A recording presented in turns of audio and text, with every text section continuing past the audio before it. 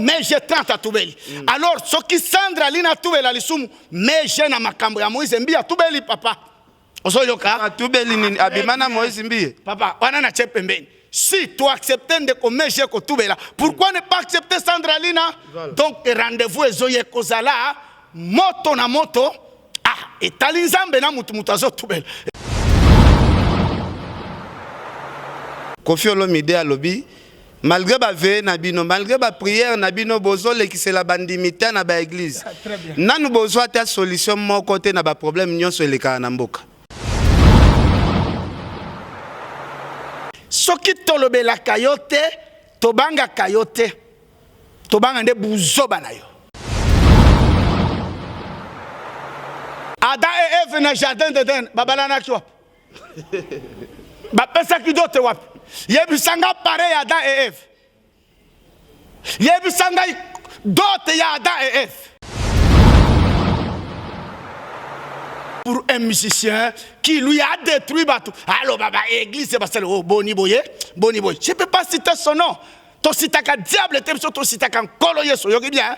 Mutualité, misunga, yomoko misunga. Tokate mutilinga la tezake, yomoko misunga. Nga déjà, nasadere. Nela zabe, nakoki nanga Turquie, Suède. Nga na Suède mame. Nasa levo na kamala dina bella, kaponga nasi nasadere. La pétrolière, Grâce Mandela. Voilà, misunga ya Grâce Mandela. La pétrolière quoi. Donc ngai nasi nasadere et puis ba ministère na tout. Bazape kuna na kosenga.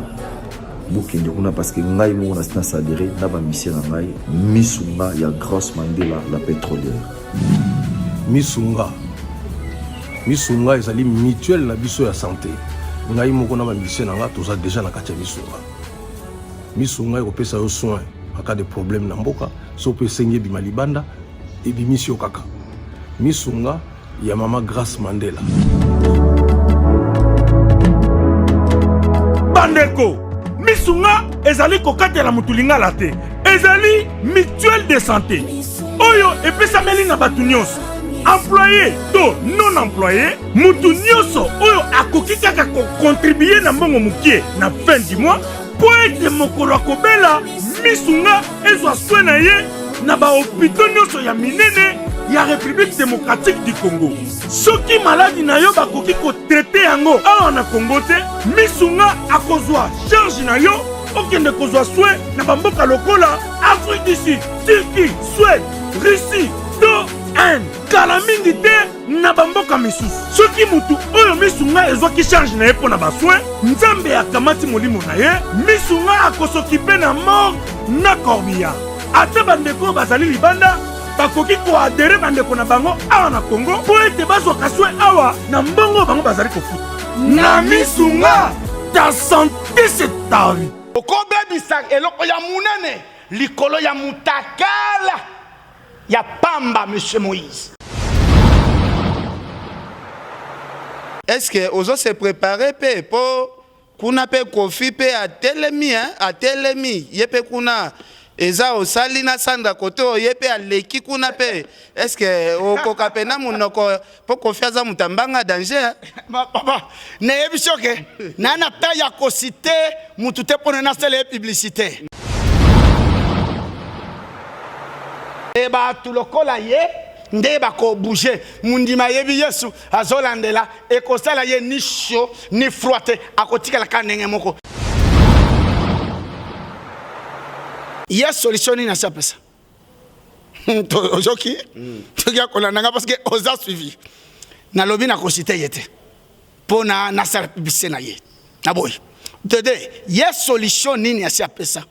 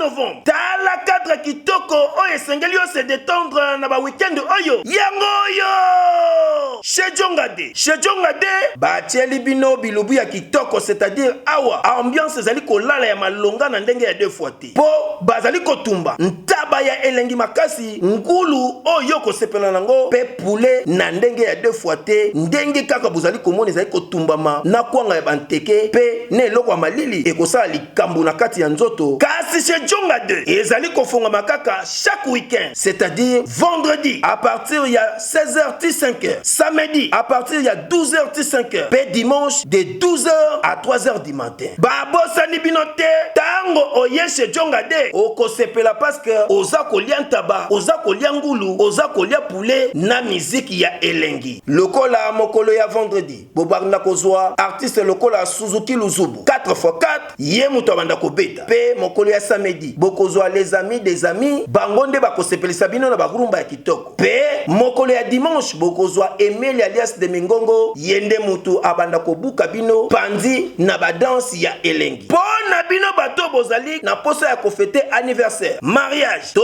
cérémonie moko boye bokoki kobenga na numéro oyo plus 33 63 54 75 181 chez Jongade awa soko ye okozwa service ya kitoko pe ya malonga po ambiance ezali kolala nde awa c'est naturel soin.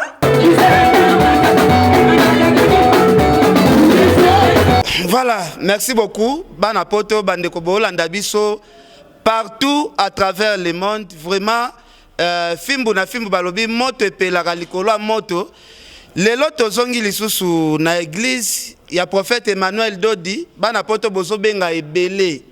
Toyeko sola makambo mingi ya émission bolandaki biso na Sandraline ba beauté na ndeko na biso Kisinjora tomoni Kofi Olomide mopa mokonzi asalaki droit de réponse ya kobenga ba pasteur bazaba batu ya lokuta ba pasteur bazana no solution moko te ya problème moko ya mboka malgré ba campagne na bango malgré ba veillée na bango to sola na prophète Emmanuel Dodi to ko sola pe masolo o ezo sala ke no to zomona ba artiste et comédien lelo bazo kufa to ucho perdre pour lulu kala mingi te ndeko na biso dadi kitambala pe akeli susu to sola na prophète to yeba eloko nini ezo sala bandeko na biso ba comédien bazo kende belé boy. Prophète Emmanuel Dodi, bonjour. Oui, ndeko Ken, bonjour, bonsoir. Zamba pambola yo, apambola ba landinyoso ya chaîne Fimbo na Fimbo et surtout na espace Pitopale apambola bango. Kanenge toloba keke, balanda biso na esengo pe na bolingo. Bayamba biso na bandako na bango pe na mitema na bango. Et to pamboli même ba oyo bazo comprendre terre totangi ba commentaire tolingi bango. C'est une question ya temps et ba ko comprendre biso ba komona ke tozali ba solution na makambo ebele bazana yango. Muna na vie soki muta comprendre yote et créer comme incompréhension, c'est question azala kimia alanda yo na sentiment te na émotion te na haine te akomona ya motu yango yo azolekisa yango zalo kona ndenge na mboka oyo tozali ozomona tona diama moni à l'époque na Kasai soki mbula ebeti diama banda kolanda batu na balupango na balabala tellement bana bayebaki diama te alokoti diama abwakili yango ndeke mena ere ye kosala ke batu ba découvrir za mabanga ya pamba te za diama ere ba komina lokoso kolinga diama pe kima bango. Donc tozaba wana toza lokola peut-être diama oyo toza ko pesa solution mais hélas comprenez notre peuple to pamboli batu mususu o ba so comprendre te malembe ba ko comprendre biso tolingi bango. Merci. Merci beaucoup. Toki olobi bozo pesa solution na makambo ebele tout ça. Tomoni artiste amunene amboka na biso Kofi Olomide alobi malgré ba veille na bino malgré ba prière na bino bozo lekisela bandimita na ba église nanu bozo ata solution moko te na ba problème nyonso eleka na mboka. Donc diama ozolo ba wana na ebité soko zolo ba par sentiment ndeko Ken na ko sitende ko wana te pour sa publicité. Voilà. Ça un. De deux na ko répondre boy. Il y a solution ni na ça pesa. Toki toki akola nanga parce que oza suivi.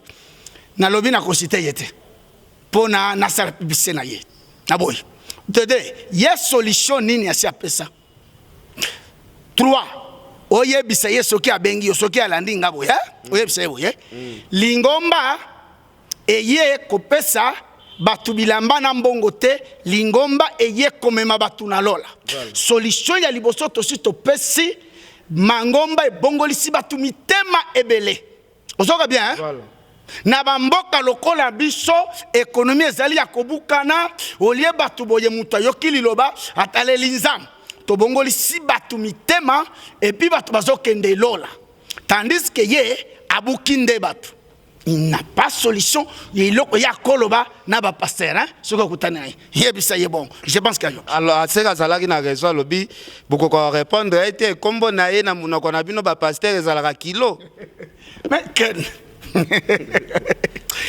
tala zamba pambola na lobi boye na philosophie hein c'est parmi un peu ba musicien un peu intellectuel na ex grave ya swana kina yewan je me wana cité ye oyebi papa wemba mona si vie kuruya aloba bo ke yo soki tolobela kayote tobanga kayote tobanga nde buzoba na yo moni réponse ya kuru ya inani ya kuruya kapesa et donc sur le plan spirituel ko citer Satan to sengili même Satan ko citer yete ko citer Satan zako benga ye biso église to sitaka Yesu nkolo ndena alobi ke to bangi yete azana ya kobangisa te na tikeli yo osite ye ngai na lingi na site nkolo Yesu na répondre bien d'ailleurs ke lingombo yo esali ndeko wana ya kusalaka yango te ata mukete bina lande azoloba pasteur ya mwasi moko azalité amo très bien boza ba se belé venir pasteur c'est que ye akomi Yesu nkolo abengaki ba pasteur wana soki ya yebi ba pasteur bakendaki na basepa na ye ebele wana etali ye ngana yebi choqué ba santu ba baza sérieux bazali ebele moyen to yebi ba français ba pour clore ce débat hein, que les hommes petits parlent sur les hommes ayebi makamana zoloba les hommes moyens parlent sur les faits et les hommes grands parlent sur les idées. Voilà. Moyen na cité mutu na kokita. Lingala batu ya se balobela kabatu. Batu ya kokoka moyen balobela kaba fe balobaki so de muto kweyaki kingani ya kufaki. Voilà. Mais les hommes grands omoni na tango yo to sengeli kolobela makambo ya mboka. Batu bazo souffrir. Voilà. Je ne peux pas perdre mon temps pour celui aye ko le baba pasteur ba pesa solution yena musique na ye solution ni ya pesa c'est que na répondre ye un peu je pense c'est expliquant cela il est un peu réduit je pense il est petit na tiki débat wana na batiase Musa na Nzambe to monaki présence ya Sandraline awa ayaki ko présenter yo nzembo na ye il fallait bimisa alobi ya kosimba kisite peut-être yango créé pe bambutu nyoso yango zupe droit de réponse nango non pas question somoni kena utikolo baken oyebi tala mission to salo moni ba vie to komi na 30 000 voilà je suis suivi na yo ozali suivi ere batu bazolanda na yebisa na zoya na message mutu alandi Emmanuel Dodi attiré eloko ya mutuya muninga yana kenda kana na banet na réseaux sociaux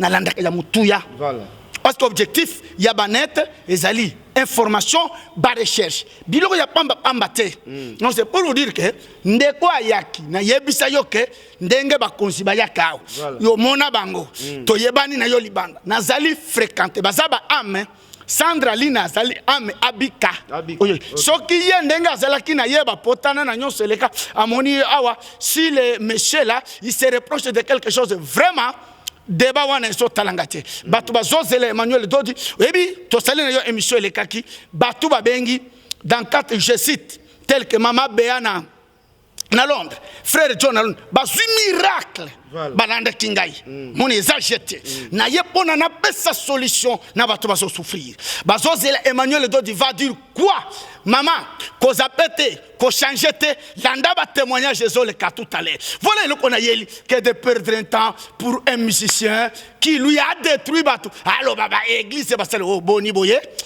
je peux pas citer son nom to sitaka diable te to sitaka nkolo yeso yoki bien. Voilà. Voilà, merci. Pour te clôturer, Sandalina annonçaki akoya awa ko citer makambo ya mona na ba orchestre akotanga na ba kombo ya ba pasteur aminene o babimana ye na ba leader oyo ba bebisa bu jeunesse na ye. Est-ce que créer sous ba problème aminene te que émission wana ekozala pito pal azoya ko tubela ba pasteur abimana bango na ba konzi na yebi ke ekozala liwa. Voilà. Mais tellement ma papa pilipili oliete kosuwa yote. Voilà. Sikoyo mutu akomanda kosuwa suwa sikazali pona nini yo. Donc yazo ya kotubel et puis tozala sérieux. Mais ndeko meje atubelite. Voilà. Na poto meje 30 atubeli. Alors soki Sandra lina atubela lisumu meje na makambo ya Moïse Mbi atubeli papa. Osoyoka atubeli nini abimana Moïse Mbi. Papa wana na chepembeni. Si tu acceptes de komeje kotubela, pourquoi ne pas accepter Sandra lina? Voilà. Donc rendez-vous ezoye kozala moto na moto. Ah, etali nzambe na mutu azotubela. Ngayanga ni nini yo? Voilà, voilà, merci beaucoup.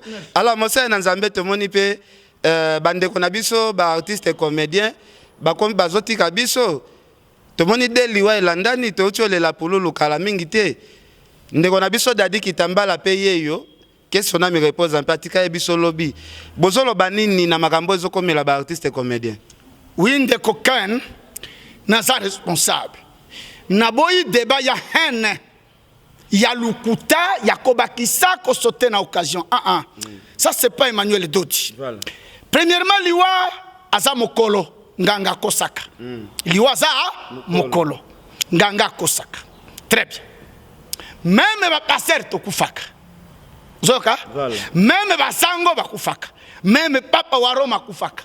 Si tel est le cas, le grand Jean-Paul II Carole de Chiville alingaki akufate. Donc yo kali bien. Na mboka oyo tokunda Kadina Malula et Chauba Mungwabi ba grand na ba pasteur. Et donc liwa ya bandeko comédien hein? Moi je pense que sincèrement na consoler na no ba famille na bango. Ce qui est le koye kimia nano ezala, to analyser yango bien. Ezaliwa, c'est quelque chose de naturel. Voilà. To spéculer to inventer to luka sili na chauve, na mutu ya lipanzi te. Qu'on n'exagère pas trop hein. C'est comme mikolo yo. Obi ba tebele bazo kufa na sida, bazondi ma sida te. Soki mutakufi na sida lobi na sana poisson. Voilà. Lukuta badaye na sida bana mai nde koma poisson esambwa. Voilà. Disputer ya nzambe la kai. Yo kiyolela. Sida e bon manaba passer. C'est comme ça ba parabole. Pona nini réponse na yo koti sika sija sida. Te wale zaki exam. Na liga ko lo baboye. Toboyi mutu akufili wana ye toya tobamba yango mutu kingani fulani dena lobi ke tomo nango ezakaka quelque chose koya même ngai tokosi sabwe na kufi c'est pour autant yo ke no bomingai donc na minimiser commentaire batu balingi batia pembeni ya liwa et dans notre temps na consoler mabota oyo et perdre bandeko mitema ya boba wei et lala na kimia ba famille nzambe mosungi ya bana bana bitike na basi bakufela mibali asunga bango mkolo akumama. Voilà balobi ya nzambe yemoko mokonzi ya nyoso tout en tout cas je na biso dadi kitambala ape maka na kimia mais mosa na nzambe to mona c'est comme si ceux qui ba comédien bazui problème bino pe ba pasteur boyaka pete ko assister bango to koma mona kaka mama Olive ndatikala na charge wana ya koyaka ko consoler bandeko na biso ba artiste comédien. Bon to pamboli mama Olive ya mabe ezalite mais atikalaka koconsoler mpe bacomédien te. Bon nakosenga mama Olive akende bahôpitaux nyonso ya Congo. Voilà. Et puis dede nakosenga na mama Olive azela te bato bakufi nde aya asungi a anticiper nano avant bato bakufa. Ça c'est un peu chaud. Alors maintenant encourager na oyo azosala courage, félicitations, je ne peux pas commenter na aide ya ex-première dame qui a sala kabola muto yebi mendena lobi boye ba français baloba vaut mieux prévenir que guérir.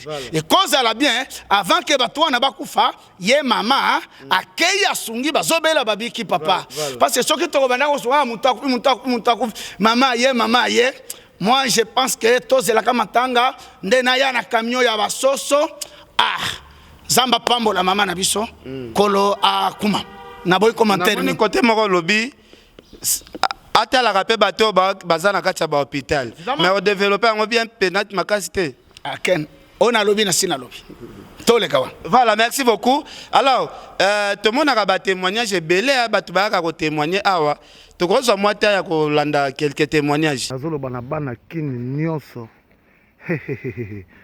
naza kopesa mbote pa ya prophète Emmanuel Dodi azali ko kangola azali ko bikisa ya azali prophète ya solo bana kin bo sambriete ya azali prophète o asalaka oye na maladi akosilisa oye na nini akosilisa bana kin na bengisi bino na avenue Révolution quartier résidentiel na limité bokokuta prophète Emmanuel Dodi azali wana pona kokangola pona kobikisa biso nyonso mama borate te orate bokobika orate kobika 2020 ezala maboko na prophète Emmanuel Dodi bikisa biso mama ozana maladi ozana sida ozana nini oye okobika.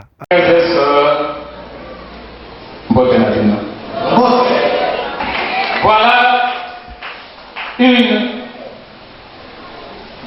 des objets de ma délivrance. Parce que le prophète est venu et à travers lui, je suis en train d'expliquer la délivrance et je crois et je suis convaincu que la vérité éternelle que nous recherchons tous est ouverte. J'ai 3 volets dans mon message de ce soir. Le premier volet, c'était la délivrance. Le deuxième volet, ça concerne ma restauration. Et le troisième volet, il y a eu des combats et que nous sommes vainqueurs en Jésus-Christ à travers le message.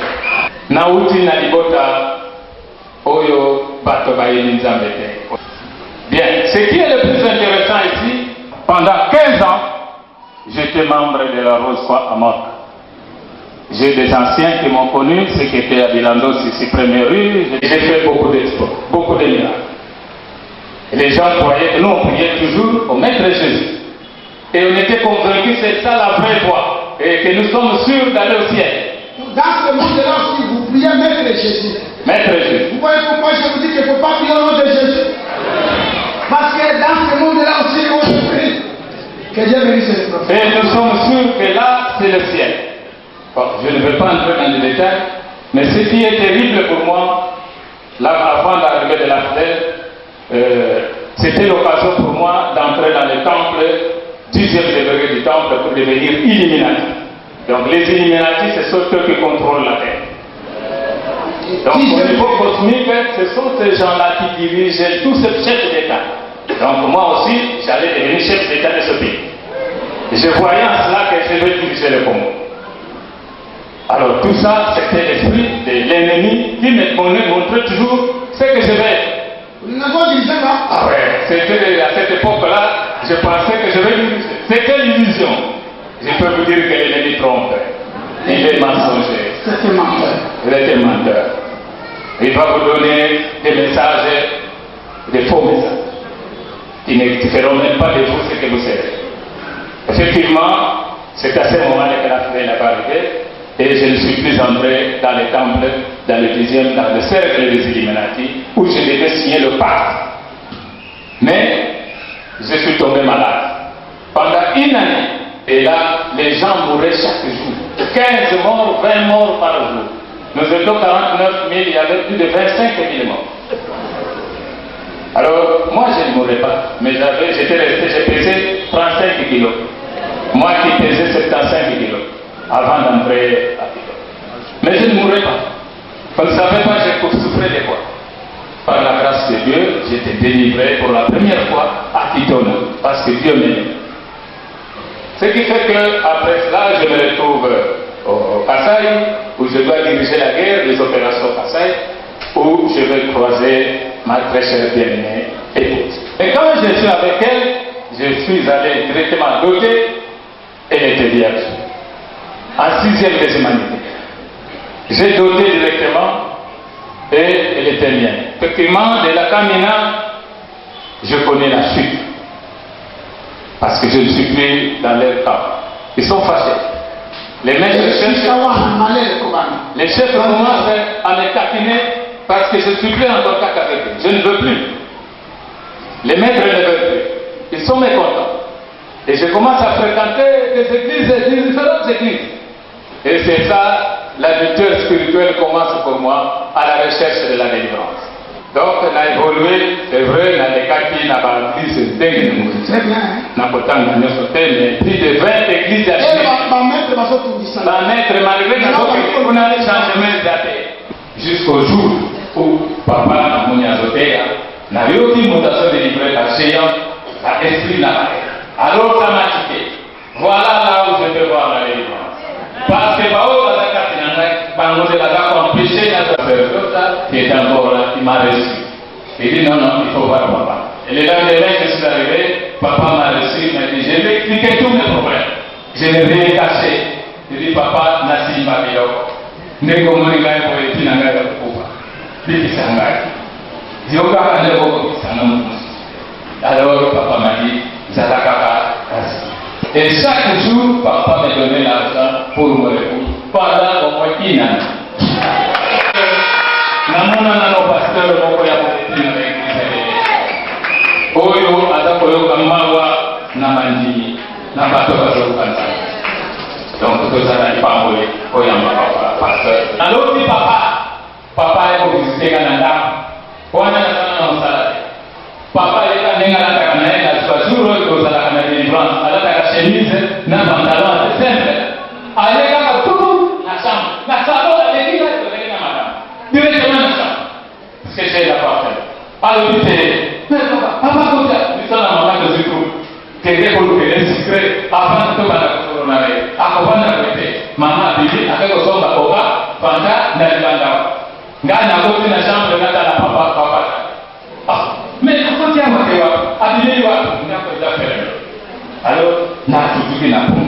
C'est le jour où je suis allé prendre ma deuxième baptême et j'ai compris que j'ai été visité.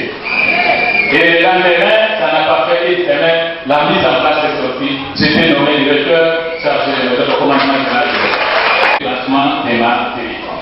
Je suis resté fidèle et mon époux. C'est depuis 2014 na komakisika. Obandi kona bukanaki na lokolo oyo. Depuis 2012, na cheville na musala kaka, cheville gauche, na basinga plâtre esimbaki, na kendati Inde, batali bamona eloko te, na koma kotambola na ba la gomme,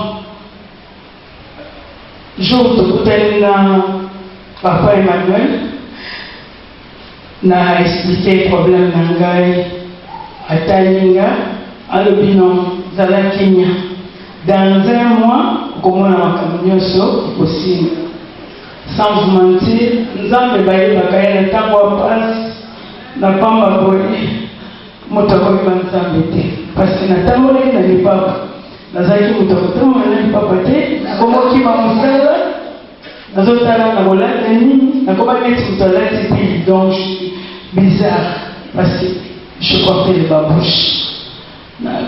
Tout le pasteur a tellement lui dans un mois de coloro est possible. L'homme n'attend pas un mois, mon team d'aller un peu satinga, et ça fait un jour. J'ai porté des talons jusqu'à ce jour. On m'a dit avec moi, jusqu'à ce jour, on a bien Ah, on a ajouté. Ah oui. Nalinga Bakelo Moko. Yes. C'est-à-dire, ah, présence naïe, peut-être qu'il y a à comprendre la réalité. C'est cet esprit que Nalinga la Kozang est à Awate. Parce que, comment naïe Kakaboui, et ça le cola, aux autres, ça a déjà méditation et parole. L'écouter, Oloma, parce que moi, c'est dans la. Et ça, c'est pas bon de la vie. Après ça, qui est un mois. Qu'on se l'a pas, on va se la voyer. À profiter. Hein? Ça va profiter. Très bien, que nous sommes dans ce que nous avons. Un mois et la Kiko. Et comme il est connu au colon. Mais dans tout le monde, tu comprendras ça.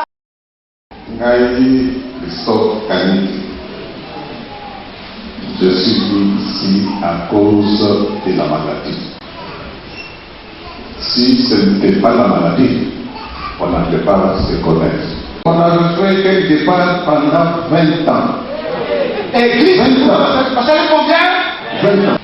Je faisais l'église au moins 3 fois par jour. Cette femme ici m'a accompagné. Maman, on peut faire mon image de maman. C'est tout pour moi. Tout pour moi. Quand je dis tout, c'est tout. Ça fait maintenant 3 ans.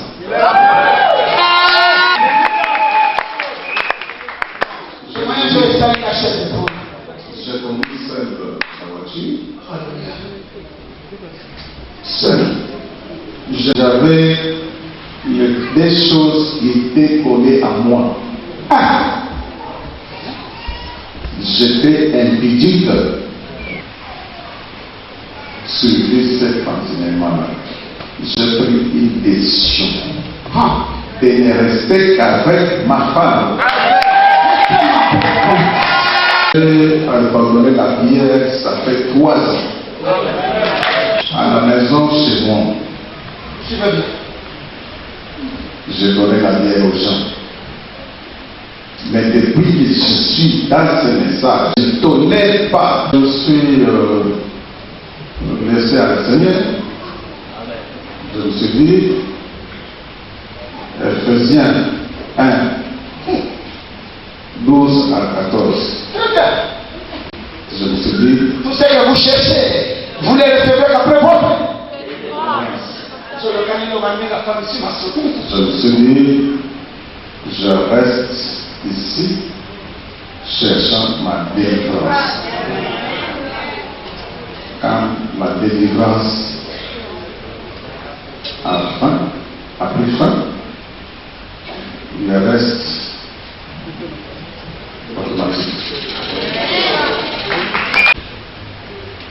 Bon, il ne faut pas monopoliser la ça c'est bien dit, tout est dit. Amen. Malade ya papa, même azokokata boye, ezalaki facilité, ezalaki pasi libota kopi. Soki nabimi, nazalaki na kobanga, nabimi awo, ya otika nawo, nini otikala koyela te.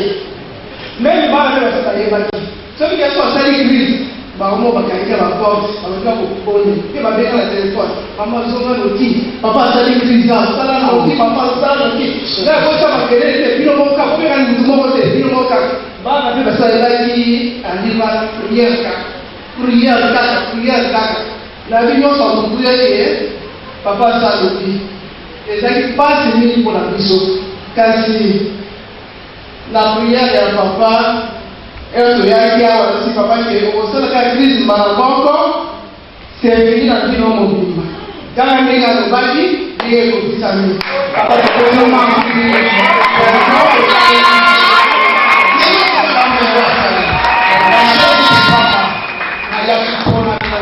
na 3 témoignages, je pense, Eza Bilili, au Bolandi, Eza Ebele, mais na régie na place na yo c'est 30 minutes. Voilà. Et ça 3. Bolandi témoignage ya colonel Landu. Colonel. Je pense que ngana lingaka omoni na mboka oyo tomoni ba aventure ya ba pasteur. Voilà. Exactement mingi. Ba lokotaka batuna baka juma. Je pense omoni bilili. Soko zana ndeko na yo awa ya batu balandaki ngai ba ye okotuna est-ce que colonel Landu na landaki existe. Okomona yi. Voilà. Il y a témoignage ya mibale ya mama Elvire. Azali mwasi ya procureur munene. Oye omoni. Il y a témoignage ya Misatu ya papa Christophe Kaniki. Moni batu wana bazali. Alors nabandi na moko na moko. Nabandi na ya colonel. Oui. Omoni et puis na lobi bien. Hein? Colonel bien formé na maréchal. Très bien. Asalo alinga ko sala ke ba États-Unis a koti kindoki. A koti occultisme. Donc etikala ka eloko moko a comme vraiment illuminé au même degré na ba président. C'est que déjà nyonso sia salaki. Makambo ya kobeba kobela nyonso ebukani. Alandi ngai kaka ndenge ozo. Mwana mama tala cadre kitoko oyo batieli bino mpona kose détendre kitoko avec un pacte d'idéologie. Chez Djonga 1, chez Djonga 1 oyo efungwamaka tous les jours du lundi au dimanche. Oyo soki oye awa oza mobimba na ndenge ya kosakana te. Awa chez Djonga 1 spécialité ezali nde biloko ya kotumba moyen te. Po awa batumbaka taba, ngulu, soso, poisson pe biloko mosusu lokola makemba, ba frites pe biloko ya ndenge na ndenge. Chez Djonga 1 esengeli koyeba ke awa na restaurant bafongolaka kaka kobanda mardi ti jeudi à partir ya 17h ti minuit. Kasi tuna ngai nini boyeba pe bokanga ke chez Djonga 1 bazali na mobange na salle polyvalente po na bino bato nyonso o bolingi bosalisa lokola matanga, mariage, réunion to église oyo ezali disponible na moto nyonso chaque week-end. Kobanda vendredi, samedi, dimanche à partir ya 17h ti 2h du matin oza mobimba. Soki oza na posa oluwe salle oyo okoki kobenga na numéro oyo 06 35 47 51 81. Oyoki omoni ondimi yako sambezate chez Djonga 1 awa soko koti oza mobimba pe osepeli elengi. Adresse ezaka kase moko 45e rue na commune ya Paris Romainville 93 230.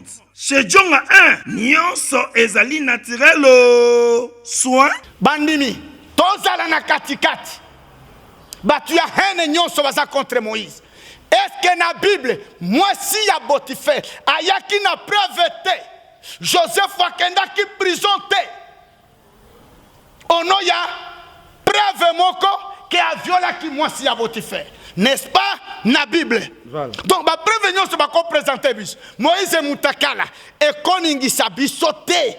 Na yebisi bino soit tozale bana nzambe totanga ka Bible, Joseph dans la Bible. Soki osambe la kalungo la haine na sentiment. Akota prison te, akota prison. Nini akotisa ye prison, soi-disant moi si ya mokonzi boyete. Est-ce que réellement Joseph atambola ki na moi si ya Botifé? La réponse est non. La haine. La haine. Et le mensonge. Donc quand ozomona e bandale lote que Moïse atikala ki mutakala. Non, faux débat. Bandimi, soutenez votre pasteur. La haine est telle que c'est un garçon qui monte, qui a reçu. C'est normal, c'est évident. Qui est de telles histoires. Même si y a moko, azobate la kembote. Bangala balobe, nazongile kaka nzoku. Obungi sanzoku, likolo ya likelele. Okobe bisak, eloko ya munene, likolo ya mutakala. Il y a Pamba, monsieur Moïse. Un révérend. Donc voilà, concerne Pessi et Serelian Akwes Sabanak. Bible et lobby, ceux du peuple qui connaîtront leur Dieu agiront avec fermeté. Point barre, c'est une question de connaissance. Et donc, tout le colaye, nde bako bouger mundima yebi Yesu azolandela ekosala ye ni chaud ni froid akotikala kanenge moko chikanzambe tatanda yankolo Yesu apambola yo olandi ngai e apambola ba onyoso balingaka yo apambola balingaka yo te ba pamama bakufa te bamona nazo sambelele yo bakomona loboko ya Nzambe oyebi bénédiction ezalaka bien soki ba ennemi bazali bo bakana ki okufa bamonene Nzambe azo changer makambo ezalaka bien na baninga bazali bosepela mama papa kakawa olandi ngai okokufa te makambo na yo efungwama maladi na yo esila kaka kolanda ngai il parle ya soloti Nzambe azala na yo côté moko lobi awa Sœur Eliane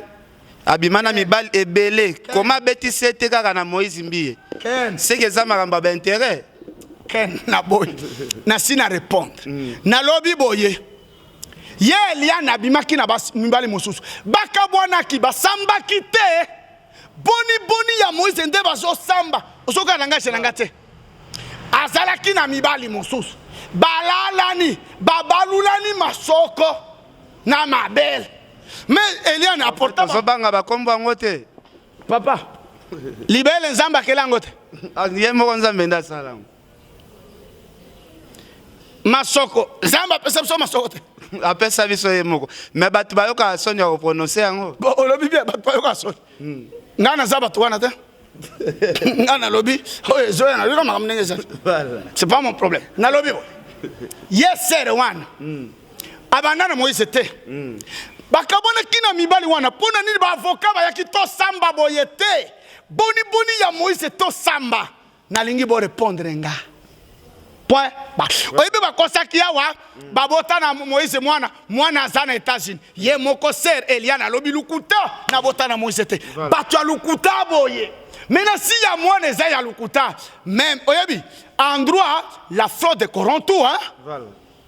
Et yakiawa baboti mwana babombiye ba changer les sous-te mwana zalakate et donc même oyo etikali c'est normal to wanga na yango na lobi tout simplement mibali nyonso sere basimba talaka kauzaka même kano hein c'est olenda ofanda mais buna ni ba wana bokabona ki boswana kite kaka Moïse nde etolala boye mbiya to telema boye mbiye tokende toilette mbiye tokende na ebale koloba mbisi mbiya bonyo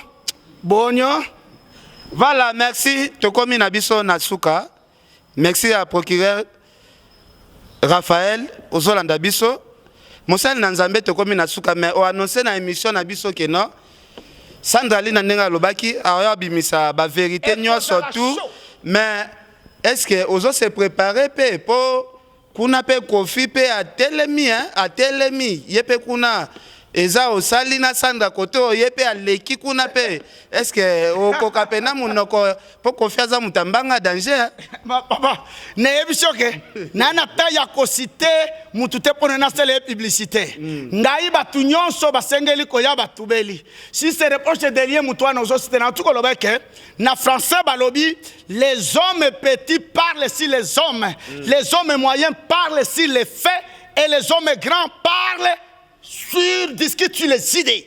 Voilà. Kokitisanga na kombo ya kingani wana na kiti. Ndana zo sala musala. Na lobi boye. Est-ce que akoya ko siteka ba musicien? Azoya ko tubela na ba pasteur nyos. Na ba konzi nyos. On sala d'accord atangelo ba komba ba pasteur. Papa yende alobi azoya ko tanga ba.